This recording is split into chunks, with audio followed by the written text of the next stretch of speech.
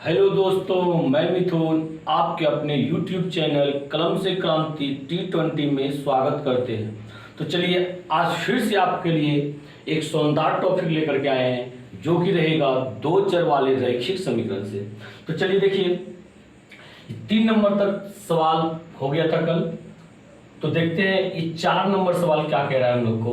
4 number का सवाल कह रहा है समीकरण x प्लस वाई बराबर 6 के कितने हल होंगे। इस तरह से यदि दो चर हो और इसमें पूछे कि हल की संख्या क्या होगा, तो सीधी सी बात आप रखिए याद है कि अनंत हल होगा। तो वो कैसे होगा आप देख सकते हैं। देखिए सबसे पहले इसका आंसर लिख दीजिए, क्या अनगिनत या अनंत।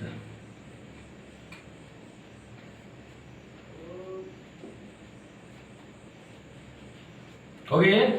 अब कैसे होगा ये चीज आप जानिए। देखिए चर तो इसमें दो गो है, तो एक चर का तो मान हमको कुछ ना कुछ मानना पड़ेगा हल निकालने के लिए।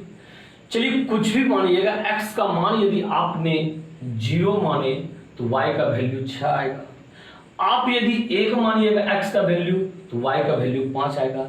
इस तरह से 10, 20, 50, 100, 1000 आप x का मान मानते रहिएगा और वो y का मान देते रहेगा। कौन? ये x प्लस वाई बराबर 6। तो इस तरह से माना जाएगा इसका क्या, इसमें हलों की संख्या कितना होगा, अनगिनत हल होगा। चलिए समझे। चलिए आते हैं फिर अगले क्वेश्चन की तरफ, देखते हैं अगला क्वेश्चन क्या है। तो देखिए आप सवाल को देख पा रहे होंगे। सवाल कह रहा है एक समीकरण युग्म जिसका एक और केवल एक हल होता है डैश समीकरण कहलाता है। कैसा समीकरण कहलाता है? तो आपको ये चीज मालूम है कि कैसा समीकरण कहलाएगा। तो बताइए, जिसमें एक और केवल एक हल होता था उसमें युग्म क्या होता था? क्या होता था? अविरोधी। तो ये समीकरण क्या कहलाएगा? अविरोधी समीकरण कहलाएगा। आप यहां लिख दीजिए अविरोधी। हो गया ये चीज। अब देखिए इसके बाद क्या कहता है, वह समीकरण युग्म जिसका कोई हल ना हो डैश समीकरण कहलाता है। आप उन चीजों को याद कीजिए। जब कोई हल नहीं होता था तो युग्म क्या होता था? विरोधी होता था। तो ये हल कौन, ये समीकरण कौन सा होगा? विरोधी समीकरण होगा। विरोधी। क्या आप इन चीजों को समझ पा रहे हैं? तो इस तरह से ये सारी चीज आपके ऑब्जेक्टिव में पूछ सकते हैं। तो ध्यान रखिएगा, यदि कल का वीडियो आप नहीं देखे हैं तो इससे पहले आप वीडियो को देखें, उसमें सारे सूत्र के बारे में हम समझा रखे हैं। वो कल का वीडियो देखिएगा तभी फिर ये समझ में आएगा, अन्यथा फिर समझ में नहीं आएगा। तो इतना करें, यदि कल का वीडियो नहीं देखें पहले कल का आप वीडियो देख लीजिए। इसके बाद आइए अगला सवाल देखते हैं। अगला सवाल क्या कहता है हम लोग का। देखिए आप सवाल देख पा रहे होंगे। सवाल क्या कहता है, युगपत समीकरण 2x plus 3y equal to 8 4x plus 6y equal to 7 के कितने हल होंगे? के कितने हल होंगे? आप देखिए इन चीजों को प्रोसेस से बनाने का प्रयास कीजिए। प्रोसेस से हम लोग यदि बनाएंगे किस तरह से बनाएंगे, देखिए 2x प्लस 3y बराबर 8 समीकरण ये हो जाएगा फर्स्ट। इसके बाद देखिए क्या है, 4x plus 6y equal to 7 समीकरण हो गया सेकेंड। तो समीकरण फर्स्ट से हम लोग a1, b1 और c1 निकालेंगे। तो देखिए यहां पे बताइए, आप भी मन बोलिए a1 का वैल्यू कितना है बताइए, तो 2 है। b1 बराबर वैल्यू क्या है देखिए, तो y का गुणज 3 है और c1 का वैल्यू कितना है 8। हो गया ये। अब बताइएगा a2 का वैल्यू समीकरण सेकेंड से तो बोलिएगा 4 है। अब b2 का वैल्यू कितना है 6 है और c2 का वैल्यू 7 है। कंप्लीट हो गया। अब लिखिए यहां पे, इसलिए a1 by a2 equal to b1 by b2 equal to c1 by c2। अब इस पर मान रखिए, a1 का वैल्यू कितना है 2, नीचे a2 का वैल्यू 4, b1 का वैल्यू कितना है 3, b2 का वैल्यू 6, C1 का वैल्यू कितना है 8 और C2 का वैल्यू 7 है। अब देखिए इसको कटाइए, 2 दूनी 4, 3 दूनी 6, तो ये क्या हो गया हम लोग का 1/2 बराबर 1/2। ये दोनों तो बराबर है ना, बराबर है तो बराबर लिख दिए।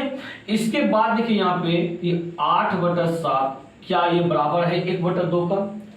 8/7 जो है 1/2 के बराबर है? तो नहीं है। जब नहीं है तो यहाँ क्या दे देंगे? Not equal to. अब इस चीज का शकल मिलाइए, शर्त जो दिए थे, टेबल बनाए थे, किससे इसका मिल रहा है शकल? मिल रहा है a1/a2 equal to b1/b2 not equal to c1/c2। तो पूछ रहा है इसके कितने हल होंगे, कितने हल होंगे?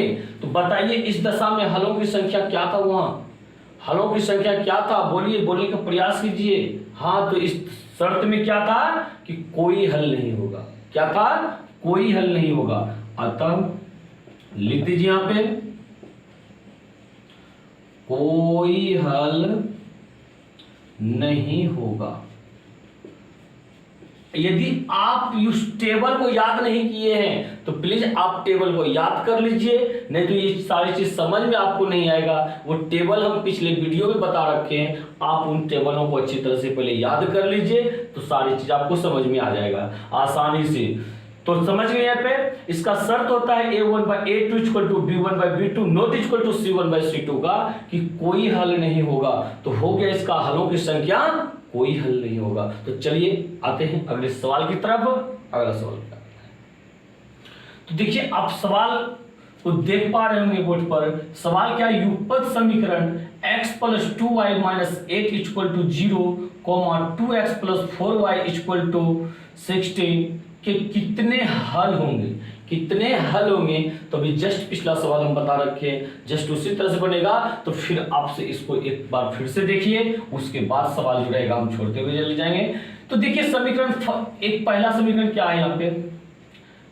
x + 2y - 8 = 0। चलिए इसको हम समीकरण फर्स्ट मान लेते हैं। इसके बाद देखिए क्या है? 2x + 4y = 60। क्या आप इसको समीकरण सेकंड मान सकते हैं? तो कहिएगा नहीं सर। क्यों? हम बता रखे हैं आपको समीकरण जो होना चाहिए दोनों एक तरह का होना चाहिए। इसमें यदि c बराबर के पहले है तो समीकरण फर्स्ट में भी c बराबर के पहले होना चाहिए। नहीं ये तो इसमें समीकरण के बाद यदि है, अब फर्स्ट वाले समीकरण को बाद मिलाइए, लेकिन दोनों का शकल एक जैसा होना चाहिए। तो चलिए हम इसी को बराबर ट्रांसफर कर देते हैं। तो ये 2x प्लस हो जाएगा 4y, 16 इधर लाइए -16 = 0। अब हो गया जाकर ये समीकरण सेकंड। ठीक है, अब बताइए समीकरण फर्स्ट से बोलिएगा a1 क्या है? तो बोलिएगा सर एक x के पास तो कुछ है ही नहीं कुछ, तो 1 से गुना है। ये x है जिसको ऐसे लिख सकते 1 गुना x, तो 1 तो हो गया, a का वैल्यू 1 हो गया। b1 बराबर क्या हो गया? 2 हो गया। और c1 बराबर, c1 में इसका माइनस चिन्ह यदि रहे, वो चिन्ह भी आ जाता है आपका वैल्यू में। प्लस रहे तो वो तो प्लस तो छुपा हुआ ही रहता है, हर जगह लिखते नहीं है, लेकिन माइनस यदि रहे उसको दर्शाना पड़ता है। c1 का वैल्यू क्या हो गया? -8 हो गया। तो चलिए आते हैं समीकरण सेकंड के पास कि a2 का वैल्यू क्या है? बोलिएगा 2 है। b2 का वैल्यू क्या है? 4 है। और c2 का वैल्यू क्या है? -16 है। अब क्या करेंगे? इसलिए a1/a2 = b1/b2 = c1/c2 निकालेंगे। जब इन चीजों को हम निकालेंगे तो चलिए इस पर मान बैठाइए। आप देख पा रहे हैं a1 का वैल्यू क्या है? 1 है। a2 का वैल्यू 2 है इक्वल टू b1 का वैल्यू क्या है? 2 है। b2 का वैल्यू 4 है। अब c1 का वैल्यू -8 और c2 का वैल्यू -16। ठीक है, तो देखिए 2 दूनी 4 कटा सकते हैं, माइनस माइनस काट सकते हैं, 8 दूनी 16 आप काट सकते हैं। ठीक है, तो यहाँ देखिए 1/2 बचा, बराबर यहाँ भी तो 1/2 है। चलिए दोनों बराबर बराबर कर दिए, और ये भी तो 1/2 है। अब बताइए ये शर्त को किस शर्त को फॉलो कर रहा है? ये कर रहा है a1/a2 = b1/b2 = c1/c2। तो जब ऐसा शर्त हो तो बोलिए हलों की संख्या क्या हो रहा था? तो बोलिएगा सर अनगिनत हल हो रहा था। तो हो गया आंसर आपका क्या? अनगिनत हल। अतः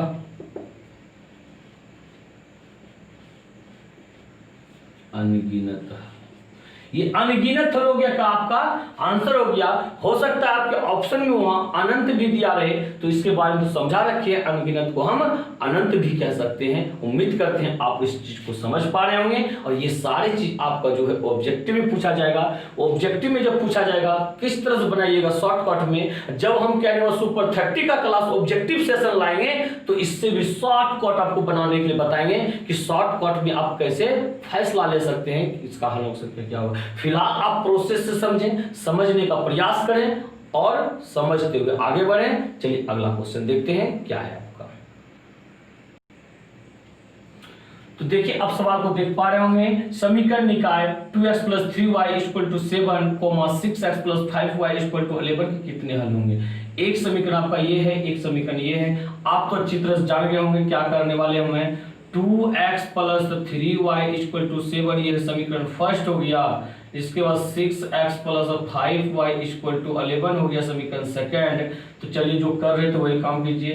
a1 = 2, b1 = 3 और c1 = 7 हो गया।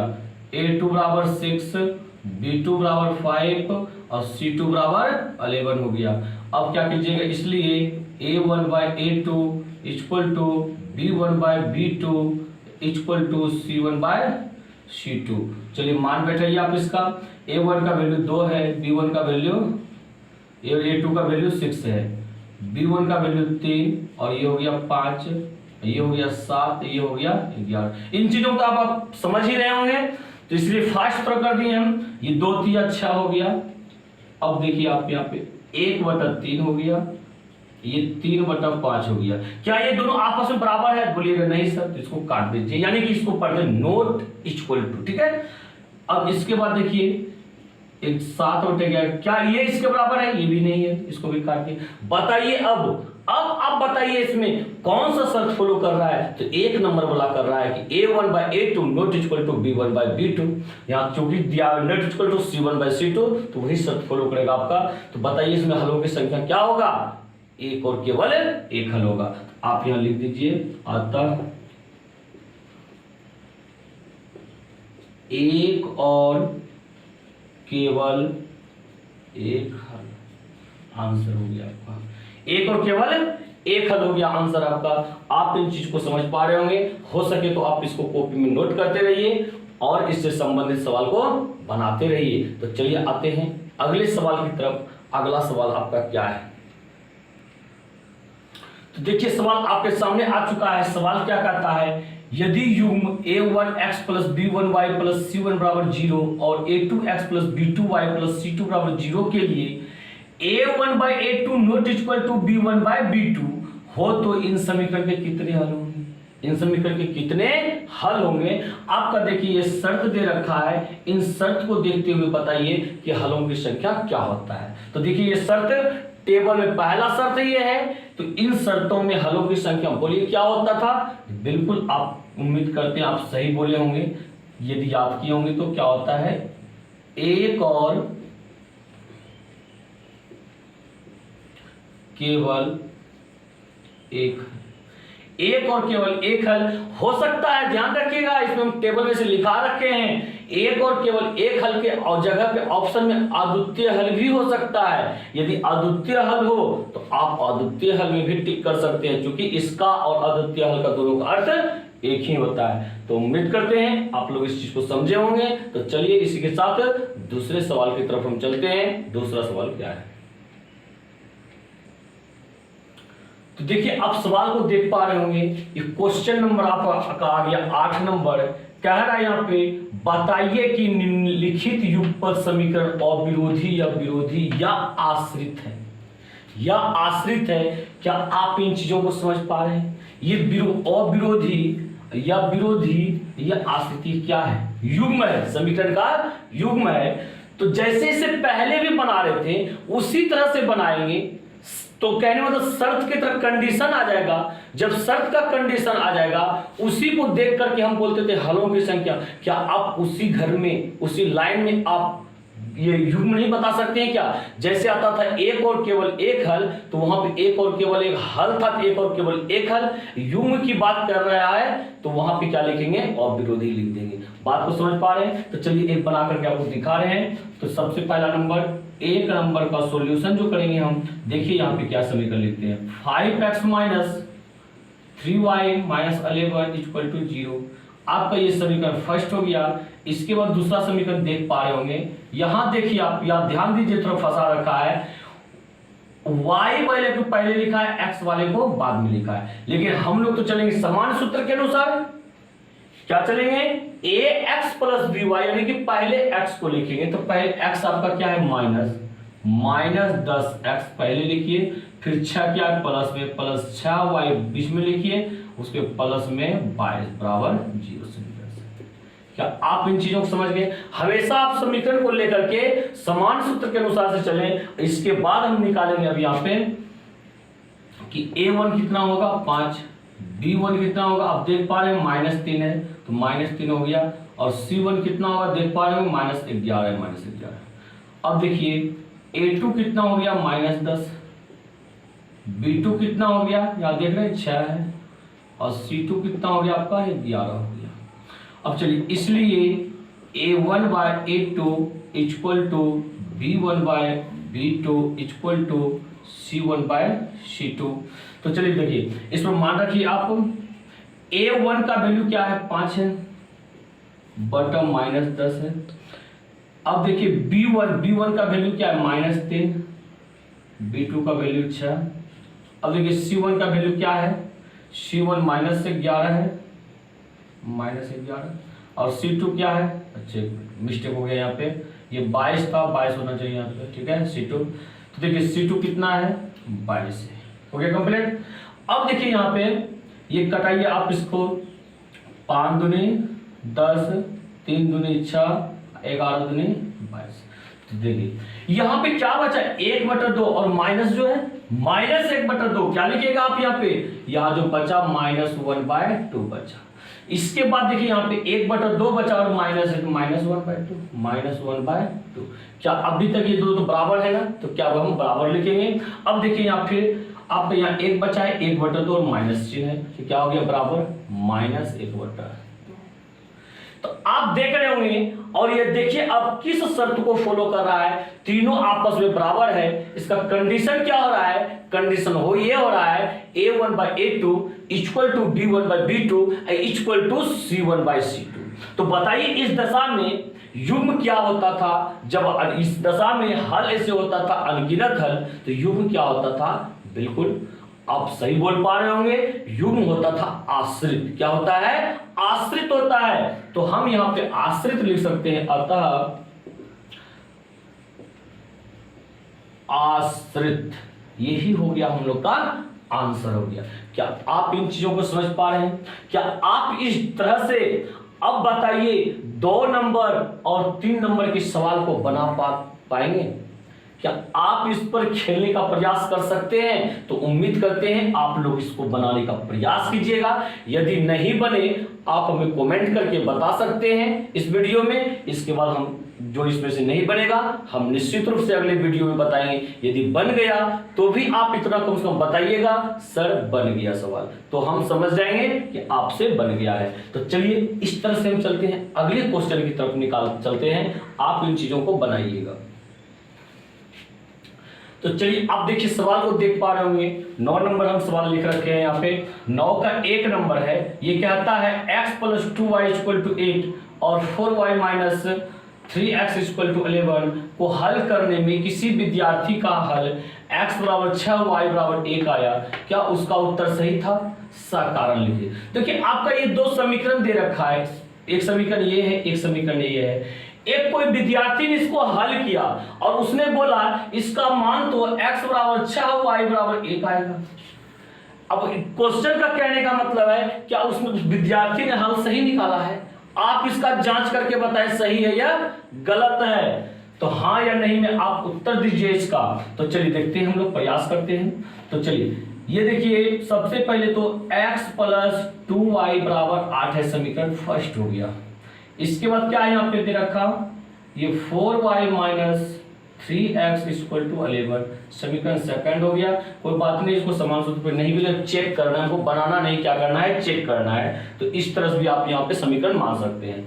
तो अब क्या करेंगे पता है, इस x और y का मान समीकरण फर्स्ट में रखेंगे, देखेंगे उस समीकरण को संतुष्ट करता है, फिर वही मान समीकरण सेकंड में रखेंगे, देखेंगे संतुष्ट करता है।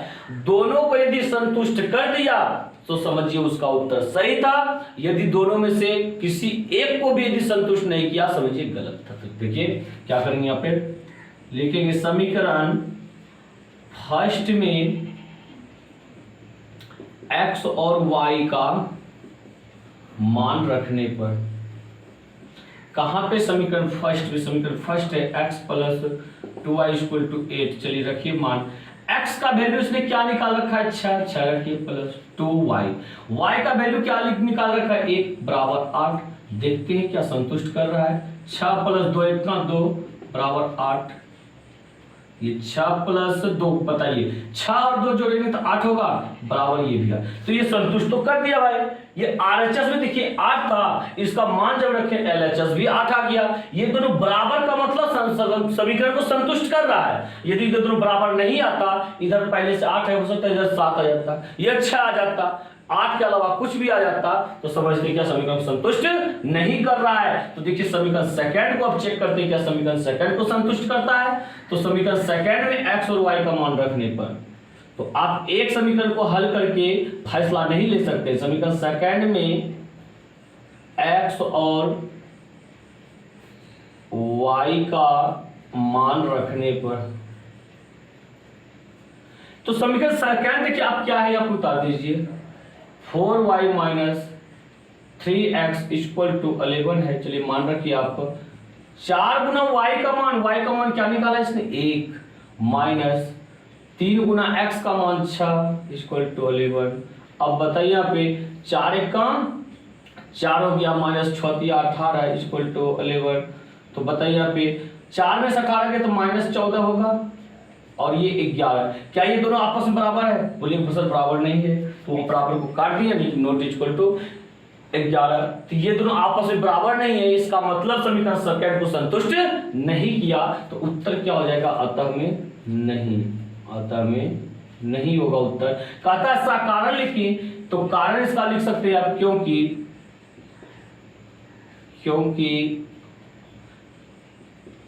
x और y का मान समीकरण सेकंड को संतुष्ट नहीं करता है। तो आप क्या लिख सकते हैं यहाँ पे, क्योंकि x और y का मान समीकरण को संतुष्ट नहीं करता है। किस समीकरण को, सेकंड समीकरण को, समीकरण सेकंड को संतुष्ट नहीं कर रहा है, इसीलिए हम लोग कह सकते हैं इसका मान सही नहीं था। क्या था मान उसका, गलत था। तो क्या आप इन चीजों को समझ पा रहे हैं, तो उम्मीद करते हैं आप लोग समझ रहे होंगे। तो हो सके तो आप कॉपी में नोट करते रहिए, और इससे संबंधित सवालों को आप अपनी बुक में से निकाल के बनाते रहिए, और इसी तरह से समझते हुए हम लोग आगे बढ़ते रहेंगे। तो चलिए देखिए अगला सवाल लाते हैं हम आप लोग के सामने। अगला सवाल क्या है, तो देखिए ये आपका क्या है, एक विद्यार्थी ने परीक्षा में समीकरण युग्म x प्लस वाई बराबर 3 और 2x माइनस 3y बराबर 1 का हल x बराबर 2 y बराबर 1 निकाला। क्या उसका उत्तर सही था, साकार लिखिए। आप देख पाएंगे इसमें दो समीकरण, एक समीकरण यहाँ है, एक समीकरण यहाँ है, और उसमें मान निकाल रखा है x बराबर 2 y बराबर 1। तो कहता है उसका उत्तर सही है या गलत है, सही उत्तर था, हाँ या नहीं उत्तर देना है। तो इससे पहले वाले जिस सवाल को आप समझे हैं, इस सवाल को तो 100% आप बना पाइएगा, तो बनाने का प्रयास कीजिएगा। यदि नहीं बने तो आप हमें बताइएगा, 100% आपको बताया जाएगा। और इसके बाद फिर मिलते हैं हम अगले दिन अगले वीडियो में। और यदि ये वीडियो पसंद आया हो, सवाल आपको समझ में आया हो, तो प्लीज आप वीडियो को लाइक करें, अपने दोस्तों में शेयर करें। और यदि आप मेरे चैनल पे नए हैं, सब्सक्राइब मेरे चैनल को नहीं किए हैं, तो सबसे पहले आप मेरे चैनल को सब्सक्राइब कर लें और बेल आइकन को जरूर दबा दीजिएगा। इससे क्या होगा, आपको मेरा वीडियो का नोटिफिकेशन मिलते रहेगा। इसी के साथ जय हिंद, जय भारत।